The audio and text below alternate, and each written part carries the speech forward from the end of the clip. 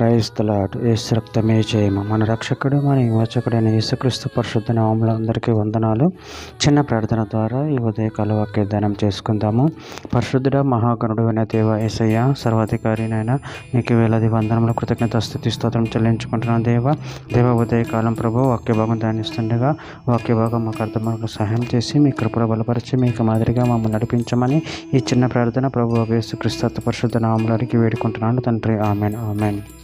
హెజెకీయలు గ్రంథం 18వ అధ్యాయం 27వ వచనం. మరియు దుష్టుడు తను చేయుచూ వచ్చిన దుష్టత్వం నుండి మరలి నీతి న్యాయములను జరిగించిన ఎడల తన ప్రాణమును రక్షించుకొనును. ఆమె దేవుడి వాక్య భాగం దీవించును గాక.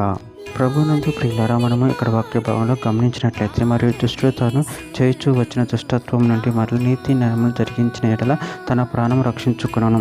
అదేవిధంగా వాక్య భాగంలో గమనించినట్లయితే హెజెకీయలు గ్రంథం 18వ అధ్యాయం 21వ వచనం. అయితే దుష్టుడు తాను చేసిన పాపములన్నింటినీ విడిచి నా కట్టడలన్నింటిని అనుసరించి నీతి అనుసరించి న్యాయములు జరిగించిన ఎడల అతడు మరణం నొందడు, అవశ్యంగా అతడు బ్రతుకును.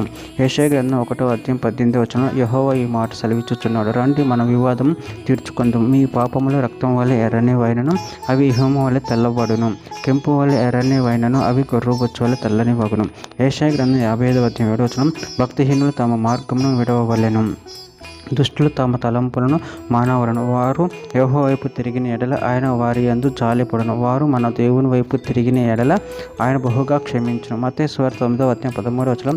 అయితే నేను పాపను పిలవవచ్చును కానీ నీతిమంతులను పిలవరాలేదు, కనుక కనికరమని కోరుచున్నాను కానీ బలిని కోరును అన్న వాక్య భావం ఏమిటి, మీరు వెళ్ళి నేర్చుకున్నాడని చెప్పిన. హెజెకీయలు గ్రంథం 33వ అధ్యాయం 5వ వచనం.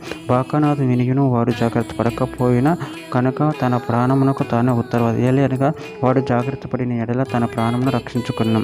తిమోతికి రాసిన మొదటి పత్రిక 4వ అధ్యాయం 16వ వచనం. నిన్ను గురించి నీ బోధన గురించి జాగ్రత్త కలిగి ఉండుము, వీటిని నిలకడగా ఉండుము. నువ్వు ఇలాగ చేసి నేను నీ బోధ వినువారిని రక్షించుకుందువు.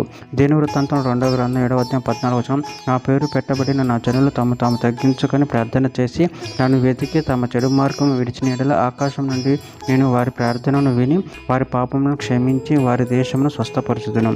చివరిగా ఒక మాట, సామెతల గ్రంథం 1వ అధ్యాయం 23వ వచనం.